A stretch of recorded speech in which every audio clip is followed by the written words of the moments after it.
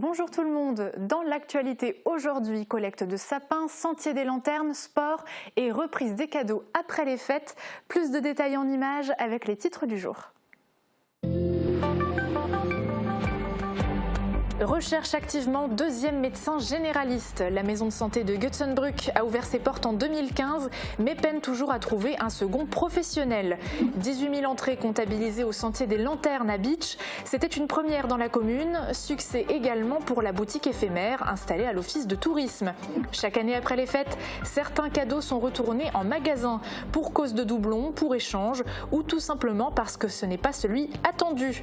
Exemple dans quelques enseignes du secteur.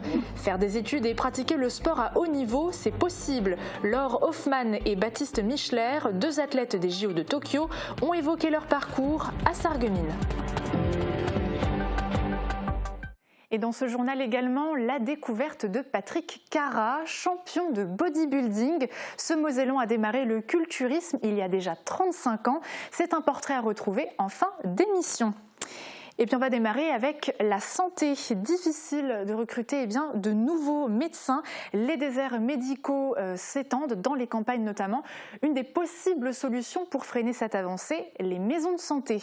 Celle de Götzenbrück existe depuis 2015 et rassemble plusieurs spécialités, dont bien sûr la médecine générale. Avec l'affluence des patients, un second généraliste est nécessaire, mais il manque toujours à l'appel. Reportage de Thibaut Desmerlet.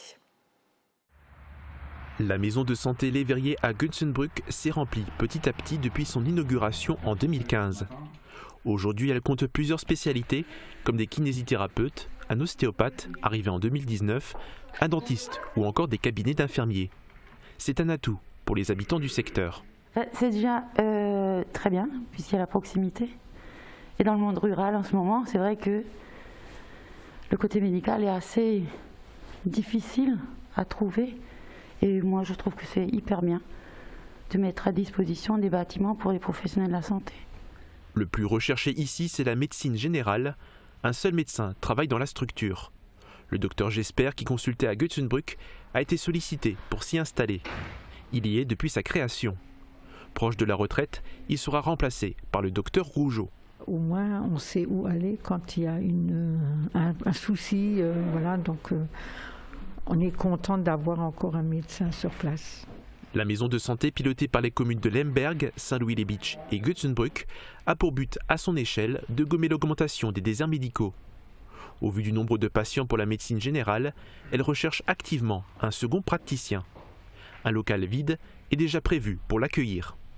En espérant qu'il y aura quand même un déclenchement qui va se faire, peut-être du côté de l'ARS, pour qu'ils essayent de motiver un petit peu les jeunes à venir quand même à la campagne. Un psychologue serait intéressé de rejoindre l'équipe. Mais en presque 7 ans d'existence, la maison de santé n'a toujours pas réussi à trouver un nouveau généraliste, malgré les multiples campagnes de communication. Et pourtant, la communication fait beaucoup, surtout pour des opérations caritatives et solidaires. Souvenez-vous, il y a quelques mois, nous avions rencontré Audrey Huck, alias Douce-Aubépine, tatoueuse à Herbitsheim. Très sensible à la cause animale, elle avait mis en place une opération au profit de la SPA de Sarreguemines. Les clients pouvaient choisir parmi 20 de ses dessins au tarif de 100 €. La moitié des bénéfices étaient destinés à la Société protectrice des animaux. Et c'est le 24 décembre qu'elle s'est rendue au refuge pour remettre un chèque de 2 000 €. D'autres cadeaux étaient également destinés pour les pensionnaires à 4 pattes. Clap de fin après un mois de festivités de Noël à Bitche. Pour la première année, un vent nouveau a soufflé sur la commune, avec d'un côté le parcours lumineux du sentier des Lanternes et de l'autre la boutique éphémère installée à l'office de tourisme avec des produits du secteur. On s'y est rendu lors des derniers jours d'ouverture pour faire le bilan sur la fréquentation.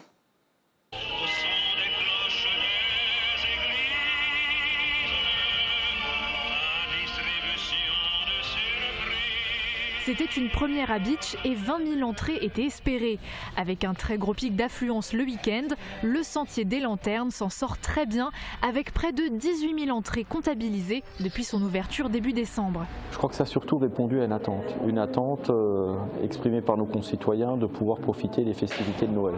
Si le département nous prête à nouveau l'année prochaine les lanternes, donc c'est bien volontiers que On candidatera à nouveau pour que, dans le cadre de cette territorialisation du Sentier des Lanternes, Beach soit à nouveau retenu pour 2022. Installées au parc du Stadtweiher, les illuminations semblent avoir été appréciées du public. Si certains commerçants ont boudé le choix du lieu, les élus, quant à eux, sont satisfaits du résultat.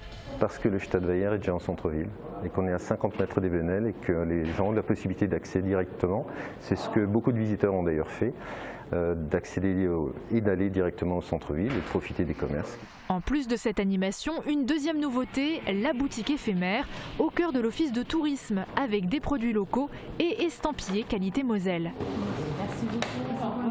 C'est vraiment aujourd'hui une réussite puisque ce sont plus de 225 références qui ont été trouvées ici. C'est un partenariat avec plus de 30 producteurs et c'est un chiffre d'affaires de plus de 33 000 € en l'espace de même pas un mois. Donc ça a à la fois permis une fréquentation touristique mais aussi une fréquentation des locaux qui en ont profité pour aller voir le Sentier des Lanternes et en ont profité aussi pour découvrir cet office de tourisme qui, il faut bien le reconnaître, n'est pas forcément connu par tout le monde sur le territoire. Pour le moment, aucune décision n'a été prise concernant le renouvellement de l'opération. Mais au vu des retombées, le département pourrait sérieusement envisager une édition 2022 à Beach. Concernant la boutique de l'office de tourisme, les élus ont l'idée suivante, passer de l'éphémère au pérenne et donc promouvoir au quotidien les produits du territoire. Le sapin, lui aussi, est éphémère dans nos maisons et c'est avec un pincement au cœur que beaucoup d'entre nous vont devoir s'en séparer. Comme chaque année, la communauté d'agglomération Sarreguemines-Confluence organise un ramassage. La date à retenir, mercredi 12 janvier, pour une collecte sur toute la journée sur l'ensemble de l'agglomération. Les sapins seront ensuite valorisés sur la plateforme de compostage. Il faut savoir que les sapins avec de la neige artificielle ou dans des sacs à sapins doivent quant à eux être amenés en déchetterie. Mauvaise taille, doublon et plus rarement cadeau qui n'a pas plu à l'intéresser. La semaine après les fêtes, de nombreuses enseignes voient revenir des clients pour des retours d'articles, des échanges, mais aussi pour recevoir des conseils sur l'utilisation de certains produits. On prend la température dans 2 enseignes du secteur. Cette année, le Père Noël a tapé dans le mille pour la plupart des cadeaux. Mais pour certains, le présent reçu n'était pas celui attendu. C'est donc retour à l'expéditeur. Les déçus se rendent en magasin pour une reprise de leurs produits ou un échange.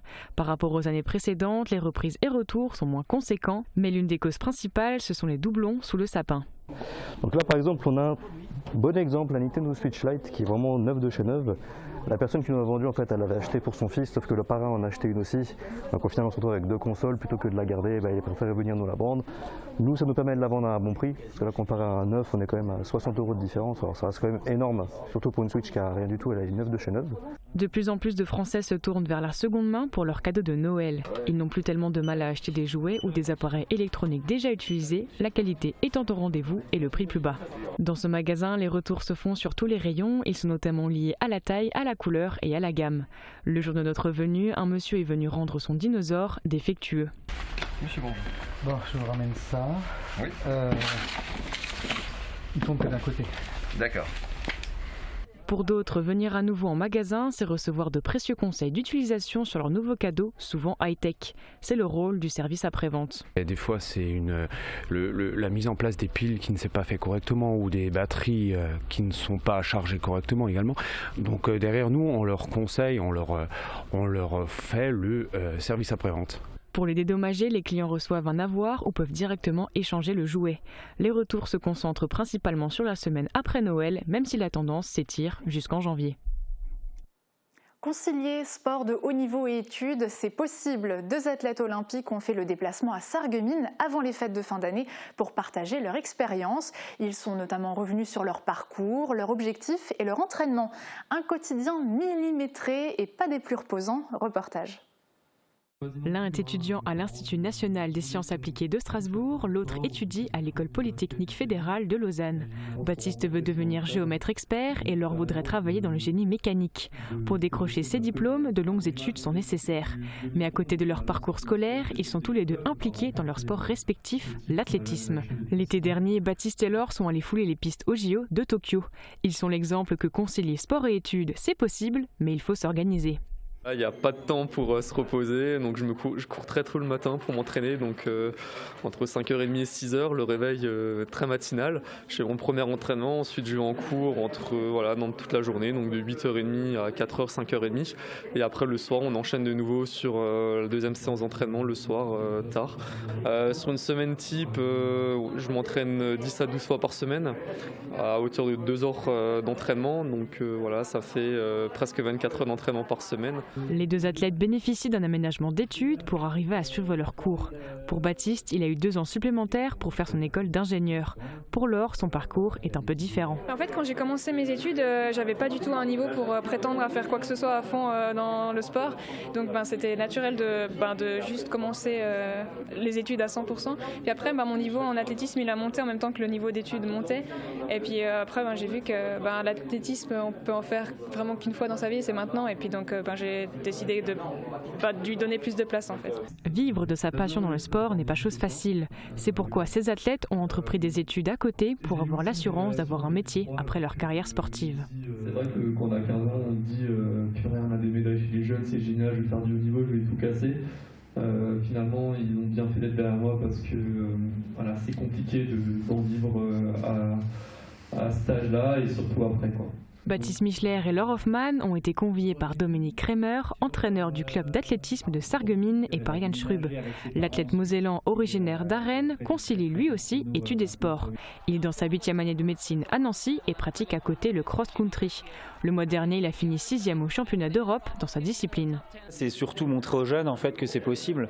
Des jeunes qui souvent à partir du lycée arrêtent le sport parce que pour eux le bac est très très important. Voilà, moi je pense que le sport c'est vraiment pour un équilibre de vie et pour pouvoir avoir de bonnes notes, il faut aussi derrière s'aérer un petit peu le cerveau. D'ici Paris 2024, les 3 athlètes auront fini leurs études. Ils pourront se concentrer sur leurs objectifs sportifs et pourquoi pas ramener les médailles à la maison. Musique maintenant avec la jeune chanteuse Lisa Dan. Après avoir sorti son premier titre Maman est là sur toutes les plateformes de téléchargement, c'est au tour de son clip vidéo d'être sur les réseaux. Mise en ligne sur YouTube il y a un jour, la vidéo comptabilise déjà plus de 9300 vues. On regarde un extrait. Maman est là et moi je vis. Maman s'en va, tombe la pluie. Maman me porte dans les abîmes. Maman est forte quand je m'abîme. Maman m'enivre de son sourire. Me tient la main quand vient le pire. Je voudrais juste lui dire de ne jamais partir.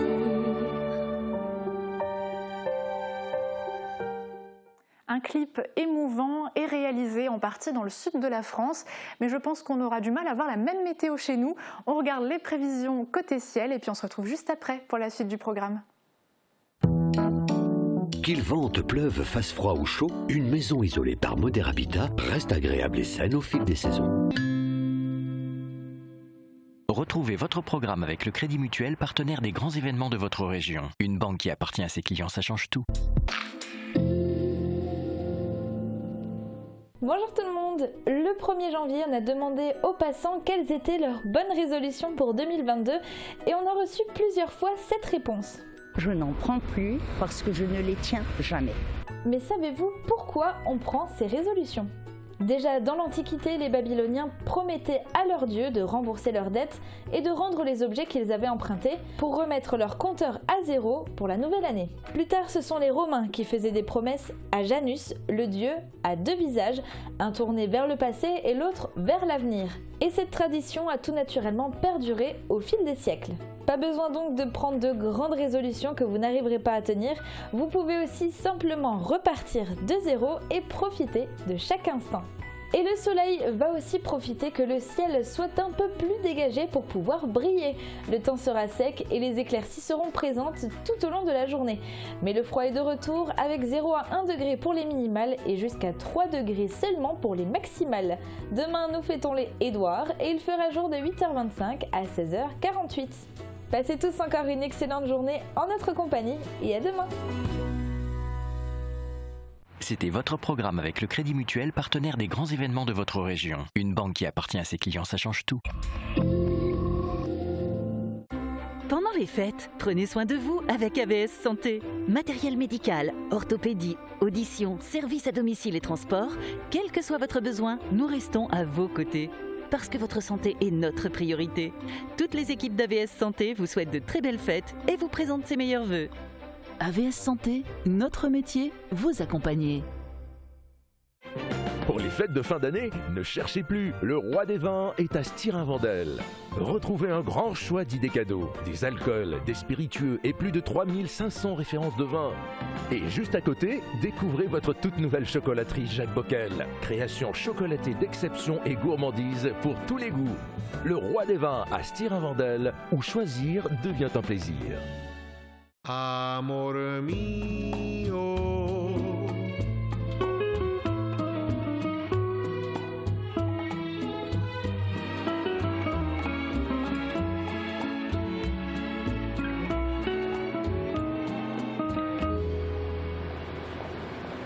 Bonjour monsieur. Bonjour, je viens pour faire ma dose de rappel. Il y a des rendez-vous à ne pas manquer. Pour continuer à vous protéger, pensez dès maintenant à votre dose de rappel. Pause du réseau gaz à Riemsdorf. Aujourd'hui, nous sommes en Alsace. Nous pouvons travailler dans le pays de Bitche, dans le pays de Sarreguemines, même Sarrebourg, et nous déplacer ne nous fait pas peur. Enfouissement de la ligne haute tension à Sourtes. Ça permet une sécurisation de l'alimentation électrique du village et aux alentours. Acquisition d'un camion aspirateur dernier cri. Il nous permet d'aller très vite lorsqu'on fait des trous de sondage en milieu urbain et de travailler en toute sécurité. Un partenariat avec le CHS de Sarreguemines et l'association Réhab. Le handicap a sa place dans le milieu du travail. En 2021, WETP et CMIT ont réalisé 500 branchements, posé 30 000 mètres de réseau sec et enfoui 10 000 mètres de réseau aérien. GRDF, Enedis et les collectivités locales nous ont une nouvelle fois fait confiance. Le groupe Wagner, ce sont aussi 2500 barrières de sécurité, une flotte de 40 véhicules et surtout 50 salariés qui œuvrent au quotidien. Pour 2022, nous vous adressons tous nos vœux pour relever les défis qui sont les vôtres.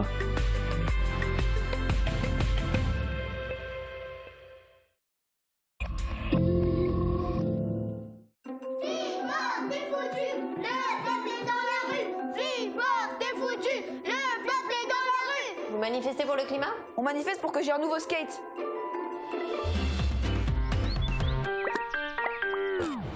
Non mais je comprends pas, il a des roulements anti-bruit, un super design, des finitions superbes. Moi si j'avais pas une entorse au gros orteil, je serais déjà en train de faire un kickflip.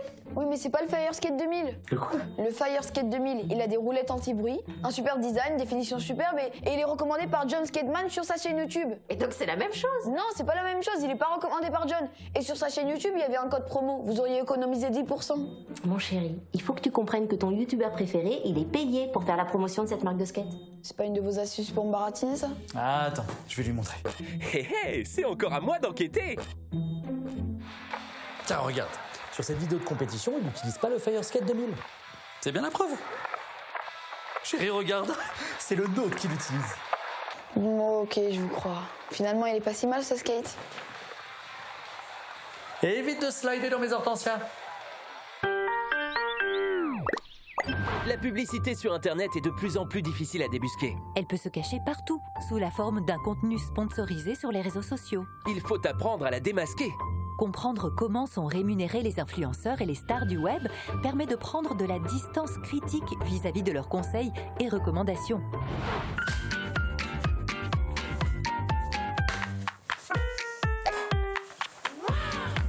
Je préférais quand tu faisais du badminton. Mosaïque Cristal, c'est une émission de 30 minutes en direct tous les jours à midi et ce sont 2500 reportages et sujets magazines rien qu'en 2021. Mosaïque Cristal, c'est 60 000 abonnés sur Facebook, 33 000 abonnés sur YouTube, 5 000 abonnés sur Instagram, TikTok, mais surtout plus de 11 millions de minutes vues sur le web par an. Hello, moi c'est Christelle, je suis la dernière embauchée chez Mosaïque Cristal à Télévision, compte maintenant 19 salariés à temps plein.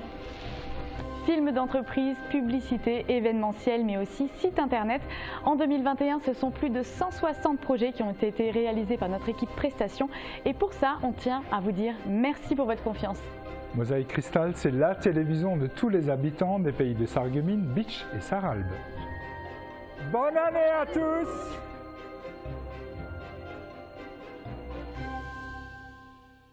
C'est un grand passionné que je vous propose de découvrir aujourd'hui, une passion qui se voit jusque sur son corps. Patrick Cara est bodybuilder depuis plus de 30 ans et continue de cultiver son physique du haut de ses 58 ans. Cet amoureux de musculation a même réussi à gravir la 3e marche du podium de Mister Univers dans sa catégorie d'âge, un résultat qu'il a pu obtenir grâce à une vie de sacrifice et d'effort. Portrait. À 58 ans, Patrick Cara est l'un des tout meilleurs bodybuilders du circuit. Comme chaque jour de la semaine, il vient dans cette salle de sport pour sculpter son corps. On va travailler un peu les pectoraux, l'intérieur des pectoraux, la base des pectoraux, mais c'est une séance qui va durer 3 quarts d'heure, pas plus. Une séance courte, car Patrick est en pleine récupération du concours de Mister Univers. Cette compétition internationale s'est déroulée à Hambourg il y a quelques semaines.